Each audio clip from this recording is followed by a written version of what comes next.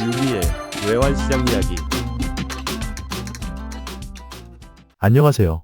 유기입니다. 6월입니다. 25년의 시작이 엊그제 같은데 벌써 절반에 접어들었네요. 남은 시간들도 행복하시기 바랍니다. 그럼 6월 2일 유기의 외환시장 이야기 주간 브리핑 시작해 보겠습니다. 지난주 외환시장은 트럼프의 유럽에 대한 관세 50% 부과 한 달 유예 그리고 일본 중앙은행의 금리 인상 기조 유지 주말로 가면서 미국 연방정부의 트럼프 관세 정책 제동에 대한 것으로 흔들린 한 주였습니다. 지난 주말 트럼프는 지지부진한 유럽과의 관세 협상에 대해 50% 관세를 부과하겠다고 했다가 월요일 새벽 돌연 7월 1일까지는 기다려보겠다고 합니다. 이에 원화는 다시금 고개를 드는 관세 전쟁의 공포와 미국 시장의 혼란감으로 강세를 보였습니다. 화요일 일본 중앙은행의 컨퍼런스에서 우에다 일본은행 총재는 현재의 인플레이션 수치에 대해 만족을 표하면서 향후 하반기에는 금리 인상이 가능할 것이라고 언급합니다. 이에 엔화는 약세로 전환하고 원화는 엔화를 따라서 움직이게 됩니다. 그리고 목요일 새벽 미국 연방법원은 의회가 아닌 트럼프 대통령의 상호관세 부과는 권한을 넘어선 것이라면서 제동을 걸었습니다. 비상경제권한법에 의한 대통령의 결정이라고 해도 권한을 넘었다고 결정했고 트럼프는 즉각 항소했습니다. 결국 미국 시장은 다시금 혼란에 빠졌고 달러는 약세의 모습을 보이게 됩니다. 이후 미국에서는 소비 지출이 감소하고 실업률이 증가하는 지표가 발표됩니다. 향후 경기에 대한 불확실성과 불안감이 증가하면서 금리 인하 가능성이 고개를 들게 됩니다. 결국 달러는 다시금 약세가 가속되고 엔화는 143엔대 후반까지 하락하며 마감합니다. 원화는 금요일 결제 수요와 증시에서의 외국인 순매도가 6,700억가량 나오면서 1,380원을 회복하며 한 주를 마감했습니다. 이번 주는 관세에 대한 부분 그리고 미국 경기에 대한 부분에 관심을 가져야겠습니다. 월 초로 접어들면서 지표는 고용 노동에 관한 지표가 발표됩니다. 최근의 경기 불안으로 인해 고용은 소폭 감소하고 실업은 그나마 현상 유지 혹은 소폭 증가했을 것으로 보고 있습니다. 하지만 고용 지표가 직접적으로 시장에 타격을 주지는 않을 것으로 보여집니다. 지난주 연방정부의 관세 부과의 제동은 결국 항소에서 진행되는 시간이 6개월 정도로 이야기되고 있어 그 사이 또 다른 대책 혹은 상대국과의 협의를 서두를 수도 있다는 생각으로 트럼프의 월권에 대한 제동으로 크게 영향을 미치지는 않을 것 같습니다. 지난주 조용했던 미국 통화의 약세 움직임이 이젠 서서히 엔화에 대해서 구체화될 것 같습니다. 6월 17일 캐나다에서의 G7 재무장관회담 이전에 어느 정도 구체화될 수도 있겠다 싶은 생각입니다. 이번 주 우리나라는 대선과 현충일의 휴장으로 징검다리 시장이라 한가할 듯하지만 지난 5일의 모습처럼 의외의 움직임도 가능한 한 주가 될 것 같습니다. 오늘은 차트 분석을 해보려고 합니다. 그래서 조금 빠르게 살펴보겠습니다. 이번 주 예상 변동폭 엔화는 142.5에서 145엔 사이, 원화는 1370원에서 1394원 사이입니다.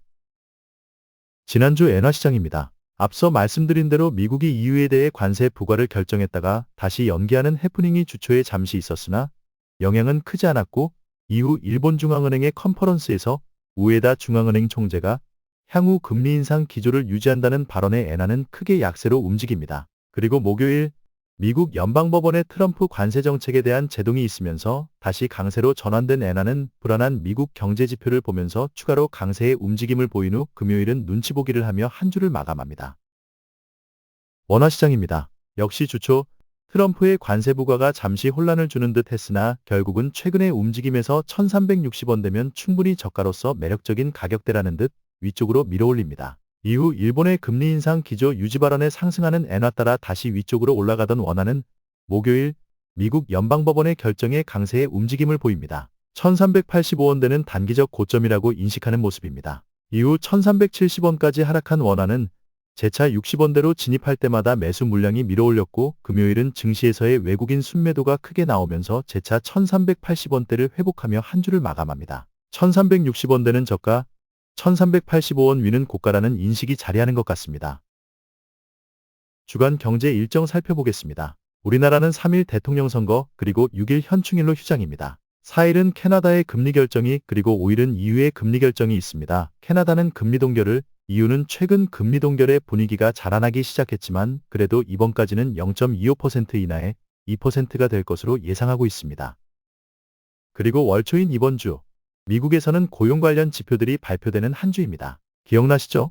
월초는 고용 관련 중반은 물가 관련 그리고 하수는 판매 관련 지표들이 나온다는 거. 4일과 6일 비농업 고용 지표와 실업률 관련 지표가 발표됩니다. 물론 관세 및 경기 침체에 대한 우려로 고용은 살짝 불안하고 실업은 이전과 비슷할 것으로 보고 있습니다. 시장의 변동을 줄 만한 큰 이변은 없을 것으로 보고 있습니다. 그 외 월요일 우리나라에 온 원로이사의 연설과 3일 새벽 파월의장의 연설 등 연준 인사들의 발언도 잡혀 있어 신경을 써야 하는 한 주가 될 것 같습니다.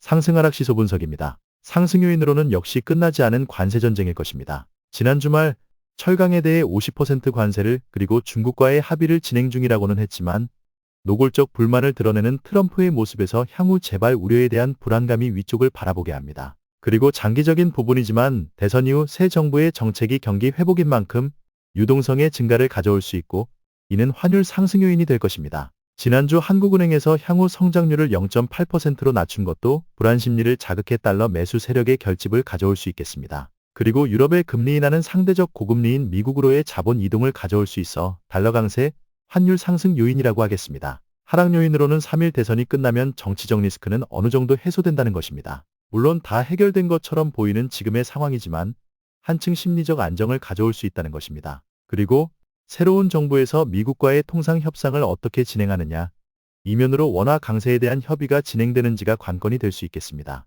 물론 이건 장기적인 관찰이 필요한 부분이고요. 한편으로는 일본의 지속적인 미국과의 협의 그리고 발표되지는 않지만 분명 엔화 절상에 대한 협의가 있을 것 같습니다. 17일경 있을 G7 회담 이전에 어떤 결과를 도출하지 않을까 예상해 봅니다. 그렇다면 엔화는 강세로 갈 것이고 원화 역시 강세를 따라가게 될 것입니다. 그리고 상승 요인과 비슷하지만 결국은 반대급부인 미국의 무역전쟁이 가져올 상대적 미국 자산에 대한 회의적 인식 그에 따른 달러 약세의 움직임은 달러 외의 통화에 대한 동반 강세 움직임을 강하게 가져올 수 있겠다 싶은 생각입니다.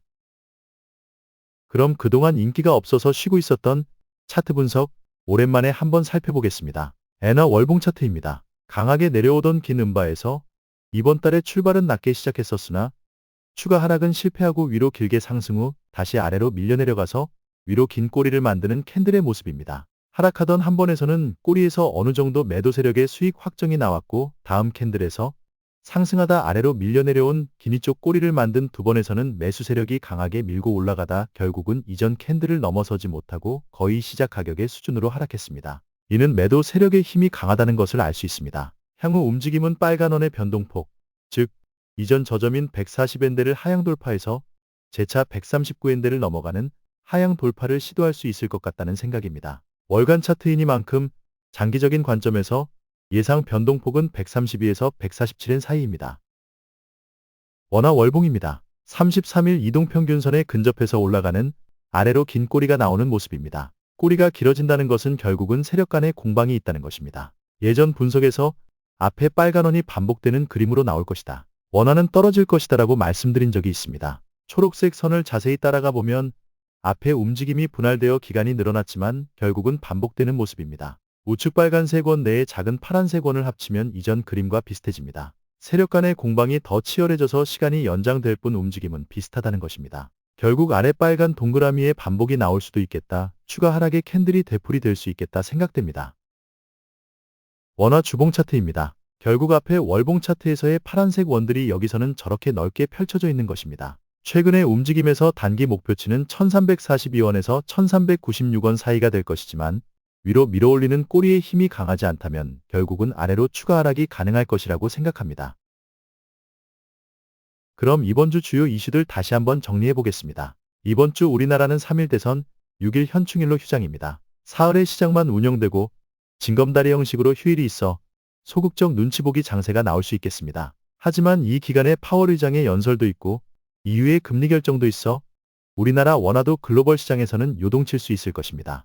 또 다시 시작된 트럼프의 관세 전쟁, 철강 관련 50%의 관세 부과 그리고 중국과의 협상에 대한 강한 불만 등이 다시 한번 시장에 불안감을 준다면 원화 역시 흔들릴 수 있겠습니다. 역시 앞에서 말씀드렸듯이 이번 주 고용지표들은 향후 금리 결정에 영향을 줄 수 있는 요인이니 잘 살펴봐야겠고 미일 간의 무역 협상과 그 이면에 숨은 협상이 드러나는지도 지켜봐야겠습니다. 이상으로 6월 2일 6.2의 외환시장 이야기 마치겠습니다. 내일은 대통령 선거일입니다. 힘들게 얻어낸 민주주의의 꽃이라는 투표인 만큼 소중한 한 표 잘 행사하시기 바랍니다. 전 사전 투표를 해서 투표는 끝냈고 쉬지 않고 출근하는 날이라 사무실에서 지켜봐야겠습니다. 벌써 6월입니다. 저희 집에 고3 수험생이 있는데 이제 몇 달 안 남았군요. 시간 참 빠릅니다. 이번 주도 연휴가 징검다리로 있어 금방 지나가겠네요. 다음 주 6월 9일 인사드리겠습니다. 조금씩 더워집니다. 건강관리 잘하세요. 감사합니다.